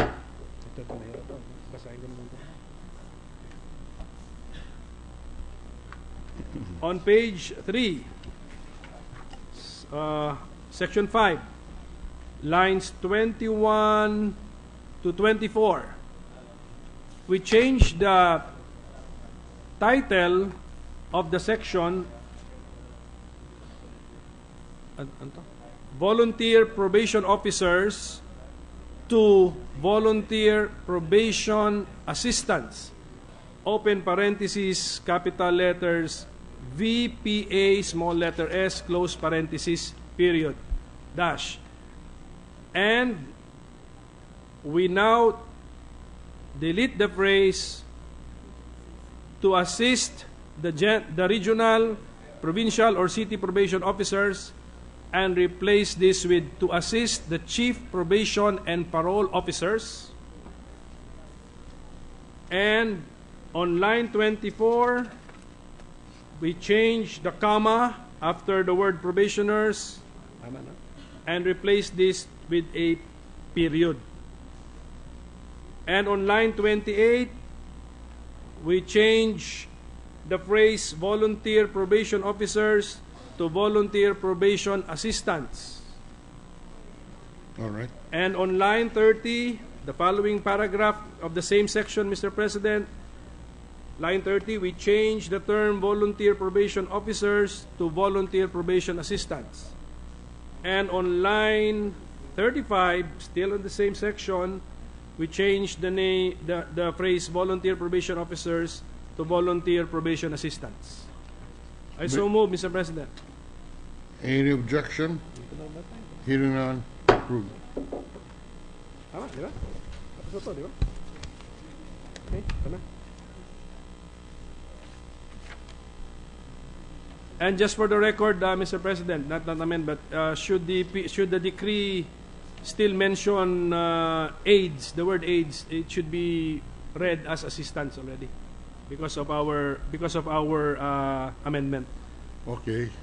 An omnibus amendment to that effect is approved.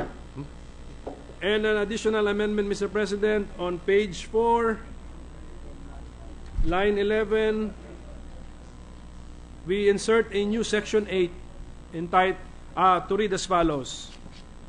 With the title Implementing Rules, Section 8, Implementing Rules and Regulations, period, dash, within 60, open parenthesis, 60, close parenthesis, days from the approval of this act, comma, the Department of Justice shall promulgate such rules and regulations as may be necessary to carry out the provisions of this act, period. I so move, Mr. President. Any objection? Hearing none, approved. And then finally, that we renumber the subsequent sections affected by the introduction of the new Section 8, Mr. President. We renumber accordingly. Section 8 to become Section 8 of the bill to become Section 9, and Section 9 to become Section 10.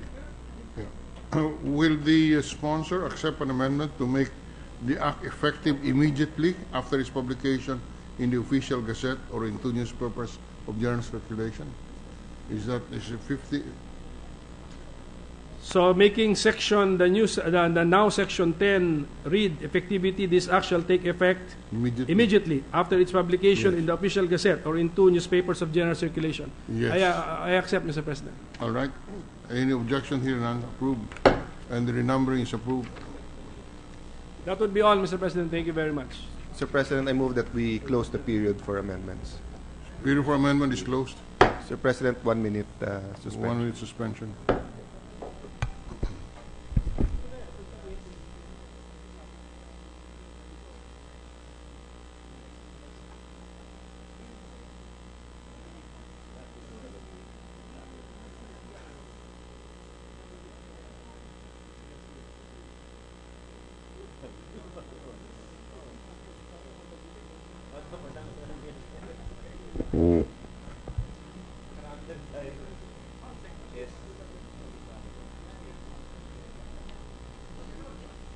Ready to resume, Mr. President. Session is resumed. Mr. President, I move that we approve on second reading Senate Bill number 2280 under Committee Report number 53. Any hearing none.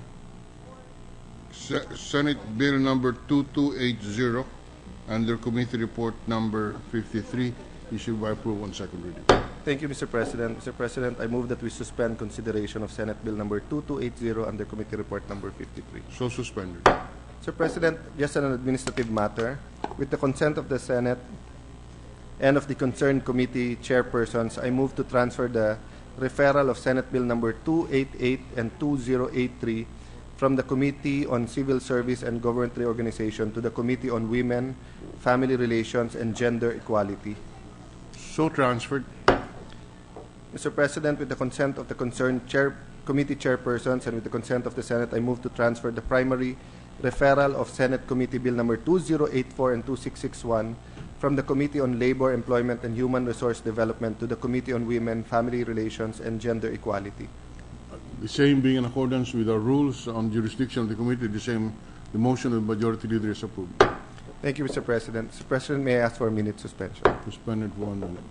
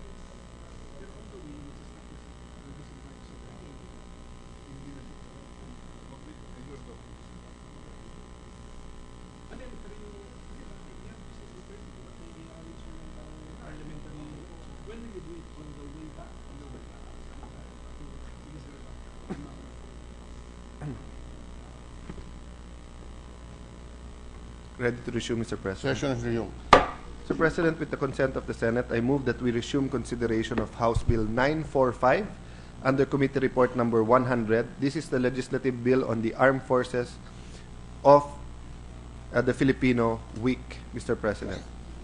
Resumption of consideration of Senate of House Bill 945 is in order. Mr. President, the parliamentary status is that the sponsor has delivered his sponsorship speech last February 10. I thus move that we open the period of interpellation. Period for interpellation is in order. Mr. President, no senator has signified his or her intention to ask clarificatory questions or pose some interpellations to the sponsor, so I move that we close the period for interpellation. Period for interpellation is terminated. Mr. President, I move that we suspend consideration of House Bill number 945 under Committee Report number 100. So suspended. Mr. President, with consent of the Senate, I move that we resume consideration of Senate Bill number 1386 under Committee Report number 71. This is the legislative bill on the Public Employment Service Office.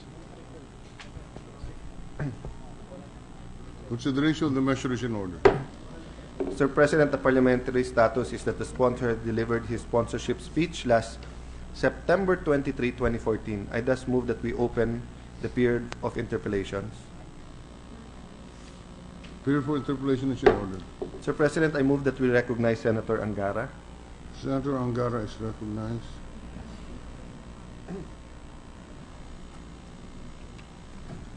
Sir President, with the permission of Senator Angara, this representation just has 2 or 3 quick questions. Yes, to clarify the measure, the chair is also interested. Thank you, Mr. President. Would you like to go ahead, Mr. President, No, as no. former Secretary of the Department of Labor and Employment? I yield to the Thank you, majority Mr. leader. President. Just good afternoon to our dear friend and colleague, Senator Angara. Afternoon, dear Majority Leader. It would be an honor to answer questions from 2 of the leaders of the chamber. Thank you very much. I just have 2 concerns. No? One is, well, first of all, let me congratulate you for pushing for this bill and continuing to fight for this bill because it has really helped a lot of people. Napakaraming natulungan ng peso. Kung yung peso in the last few years ay tumataas ang halaga, ito naman pong peso na public employment office ay napakalakas na talaga ng halaga, no? And in fact, if there can be more funding from the national government for the LGUs who cannot afford to upgrade the services of their peso, it would also be much appreciated. Because in the highly urbanized cities naman, they have more than enough resources. And not only resources, nasa kanila din kasi mga commercial, financial centers, nasa kanila mga condominiums. So, aside from having real estate tax, real property tax,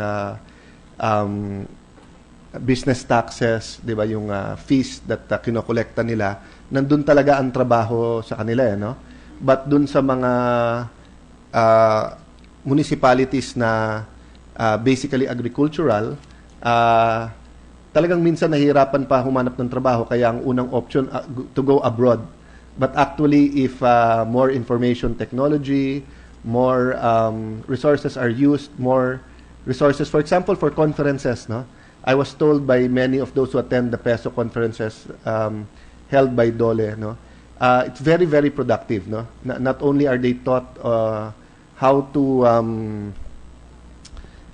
announce to the public job openings, but actually tinuturuan ng mga head ng PESO how to liaison with the HR nung iba-ibang businesses, how to also make the businesses feel na kung ginigipit sila nung ibang mga branches nung local government, ay meron silang matatakbuhan na kakampi nila na could make informal representation sa ibang department heads or sa cities, no? So, let me just put on record that I'm fully supportive of strengthening the peso, no? Yung una ko pong tanong ay dun sa repertorial requirements. Before kasi nagkaroon ng konting resistance, I actually filed the bill nung congressman pa ako and then later moved for some amendments that the business permit, the BPLO or the counterpart ng BPLO, yung business permit thing part of the local government, will require the businesses who are getting their permits to tell us how many jobs, what kind of jobs they have in their offices, and to give a projection, let's say in the next 3 or 5 years, no? Ang purpose ko po nito, para pag ibinigay ito sa peso, yung peso naman ma-share nila to sa local or state universities o private universities, magkakaroon tayo ng idea kung ano yung opening. Nakita naman natin yung nangyari sa nurses halimbawa, di ba, na napakalaki ng demand but later on hindi. So let me just ask, will there be any objections from the sponsor? No, if we put in the bill, no, certain mechanisms of coordination between the different departments in the local government and for example, putting a requirement sa business permit that the businesses, no, put an estimate or at least a report on their employees and then a 3-year or 5-year plan, no, na of course these are all estimates, di ba? Kung gumanda ekonomiya, then you'll have more workers. Kung sumama or kung maging obsolete yung produkto mo, baka magtanggal ka ng empleyado. Pero kung sakaling hot, so for example, no, there's several cities around the country who are targeting the call center businesses, no, but the BPO, no, hindi alam to ng marami nilang constituents. Kaya marami nilang constituents, either hindi doon naghanap ng trabahong yon or hindi yun yung course na kinukuha or courses related there. But if the if for example, a BPO company opens up in San Pedro, Laguna, no, and is saying na in the next 5 years, we're going to get 1,000 employees a year, that will give the TESDA, the DepEd, the CHED, the local government head, an idea, o mag-invest tayo dito sa skills na kailangan ng pang-BPO kasi in the next 5 years, 1,000 a year. No? So, subject to the style and the crafting of the amendment, sir, may I ask if there will be any objections to putting something, in essence, that idea? No? Thank you, Mr. President, dear Majority Leader. On a number of points made by the learned Majority Leader, I am very much in agreement. And let me say firstly that I was lucky because this bill was shepherded by Senator Jinggoy through the committee, and it fell into my lap as acting chairman, and I got to sponsor it. Secondly, I couldn't agree more with the point of the Majority Leader that the national government devote more resources. I personally feel that unemployment is one of the largest problems of our era, and we should be doing much more to eradicate it. As the Majority Leader knows, in the US, front page news lagi yung mga employment reports, etc. So definitely. Pero unfortunately, yung experience natin dito, the DOLE is only given a budget for technical assistance. That's the sad reality, Mr. President. Although I really do agree that it is much more, the peso is much needed, even more by the poorer LGUs. Thirdly, as to the query on asking projections from employers when they apply for business permits, all the DOLE personnel are nodding their heads, and I think it is a good idea because there's an interface with education, with the training, and definitely it would be a good idea, Mr. President. Well, with your permission, maybe we can, since we've been teammates in different basketball teams, we can team up and draft a provision for this law to put in the mechanism. No, that will not be, how do I put it, a hassle, no, for businessmen or for the BPLO or the city business permitting system, but will make it.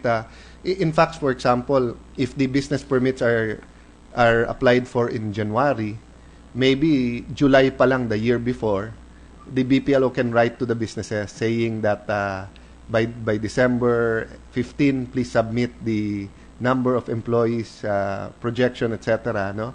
Para, kasi ang kinagagalit lang naman ng mga businessmen, kapag kumukuha ng permit, tapos kulang sila ng requirements, kahit sila nagkulang, minsan sa gobyerno pa rin sila galit.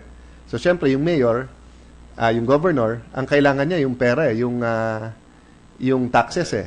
So, syempre, sasabihin yung peso eh. Huwag na kayong makulit dyan. I mean, kung hindi pa nag-submit ng empleyado, etc., pabayaan mo muna eh. Alam nga namang hindi natin pabayarin mo muna yan, no?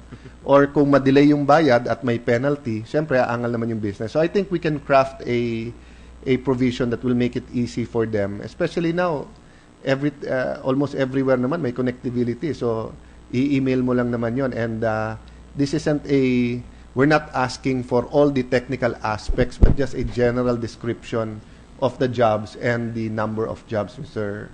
President. So I thank the sponsor for that, no? Thank you, Mr. Majority Leader, Mr. President. It seems a most reasonable and forward-looking requirement proposed by the Majority Leader, Mr. President. Initially, I was going to ask if we should make it a PESO, no, meaning a public employment and entrepreneurship, no. But then we passed the Go Negosyo bill, so that will be the counterpart. So let me just put on record that these two groups or entities of government will work together. So, for example, many people, I got surprised when I look at the statistics that more than 95% of employees in Korea, for example, no, South Korea, are employees of small and medium enterprises, no, micro, small, and medium enterprises, no. So, akala natin yung Kia, Samsung, no, all these big companies would have all of these employees, pero 95% pala nasa maliliit na negosyo. So with the Go Negosyo and the other bills that Senator Bam Aquino and our colleagues have been pushing for, no, the Senate President, of course, and the Speaker of the House, I think there can be a synergy.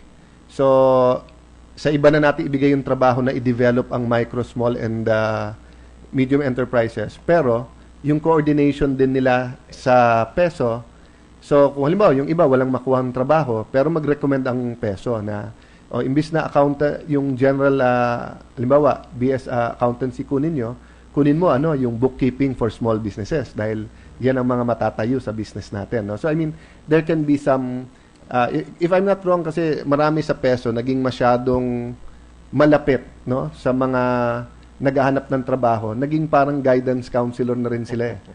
So I'll give you an example, Mr. Chair, no, Mr. President, and to our dear sponsor, no. Maraming nag-apply ng trabaho na Pinoy, naka-shorts, di ba na sa babae ang shorts formal na rin yun di ba? Pero sa lalaki, katsinelas, di ba? Hindi nagse-shave minsan so yung presentability ba? Kahit anong galing ng tao, kung tingin mo hindi nire-respeto yung opisina o trabaho, hindi natatanggap. So, marami sa peso, they really go out of their way. Minsan sila pang nagbabayad o bumibili ng biodata form para lang makatulong. No? So, that's why yung simpatya ko talaga nasa kanila. No? Having said that, my last point is just my concern on the bill's amendment that will remove the NGO pesos. Let me first admit that I do not have a scientific study and siguro yung DOLE would have more data on all of this. But let me just share my personal experience. No? During the time of Mayor Ricky Papa in Taguig, from 1998 to 2001, award-winning ang aming peso. No? And si Norman, who is the head of Norman Mirabel, who was an active mayor of one of the biggest, who was active in one of our biggest cooperatives, not only in Taguig, but in the country, in Simbayanan ni Maria, multi-purpose cooperative of also very active dyan si Father Anton Pascual. No? He was our peso head. No? But when the administration changed, pinalitan siya. So, yung peso head na tagahanap ng trabaho sa lahat ng tao, siya nawalan ng trabaho. No? And rather than bigyan siya ng ibang trabaho, sinubukan namin i-register sa DOLE at naging napakadali.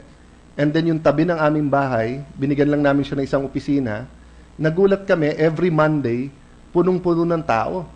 At yung katabi naming bahay na may kalendarya, biglang may Xerox machine. So I told them, this was when I was a congressman, and I asked them, what's going on here? Sabi, sir, si Sir Norman, nakumbinsi ang SM na dito na lang mag-exam ang mga empleyado nila. At dito na lang pupunta ang taga-SM rather than yung tao pupunta doon dahil sayang naman ang pamasahe nila. And yung kapitbahay natin, sir, nakakita ng opportunity, bumili ng Xerox machine para yung mga resume nila at yung ibang exam. And it repeated, no, with a lot of employers. No? And of course, when Mayor Lani took over, ibinalik niya, of course, si Mr. Mirabel because he was very effective. No? So ang point ko lang naman, there can be situations where the NGO peso are very productive. And, you know, the local government, although very dynamic, kanya-kanyang focus kasi. May mga mayor na ang focus nila ay agriculture. Meron mga mayor na ang focus nila ay SMEs. Meron iba, health. No? So, okay lang sana kung lahat ay ng peso, pare-pareho ang support, lahat ng peso, pare-pareho pinag-aralan, experience, no? And buti kung lahat ng peso, sakop yung buong area, kasi sometimes NGO pesos. So for example, in our case, I think pati yung hindi taga-Taguig na kumpanya, pinasok pa rin ni Mr. Norman, just because sa sobra niyang PR, just by having coffee, nakakausap niya yung mga HR, so why limit himself? So, for example, SM, ang pinakamalapit sa amin SM during that time, wala pang SM Ora, was in Bikutan. So, but that theoretically, Parañaque yun.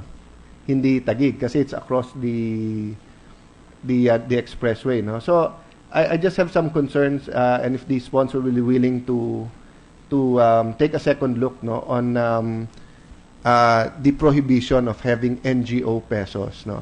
I would agree, no, na let's not open it up to everyone.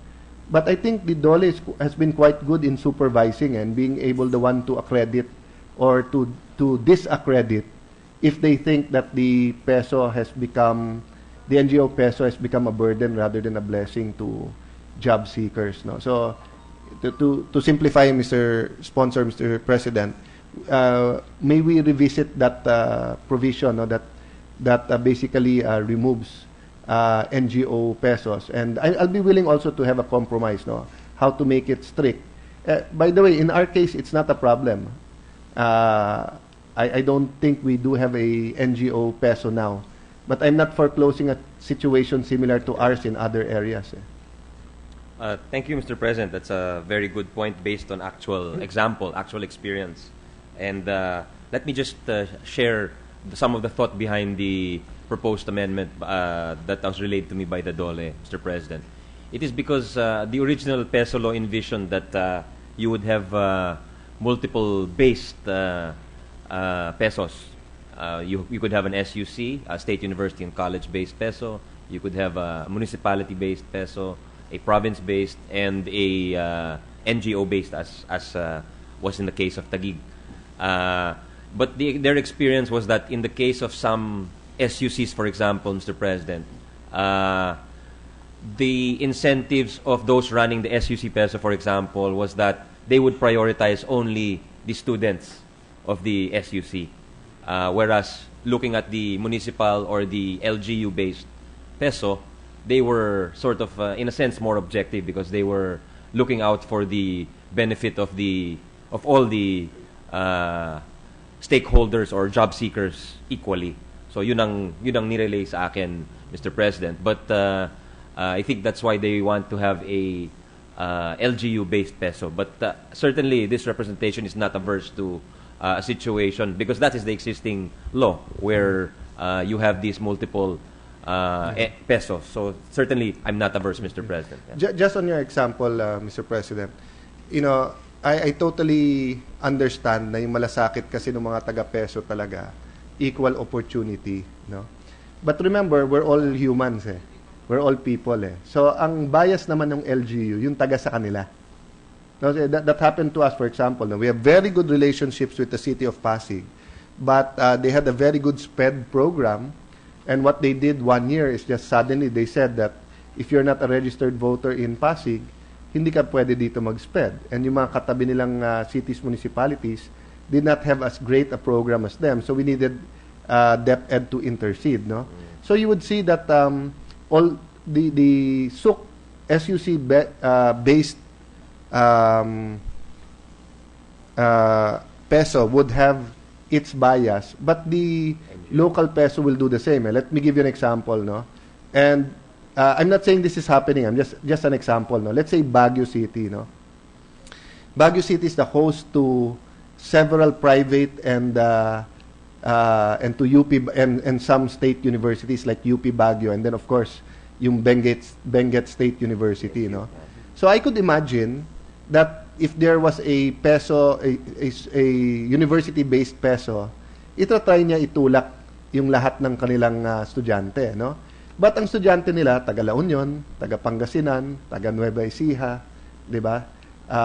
Samantalang yung sa Baguio City, I would assume na ang unahin niyang itulak, yung taga Baguio City.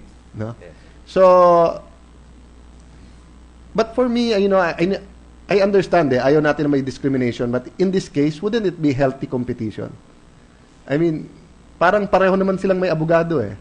So yung taga SUC may abogado siyang yung SUC-based peso, yung namang isa may gano'n. No? But having said that, maybe I can also sit down with your resource persons and let's look at the data. Anyway, I think both points are well taken. No? I do know we want to simplify rather than complicate the peso system all around the country. So I'll leave it at that, and maybe at the period of amendments, Mr. Chair, we can, Mr. President, we can take a look at those. I think at least we'll agree on the first provision, which is to have a system of reporting possible available jobs and a system of estimating future loss of jobs or future gains of jobs or employment. No?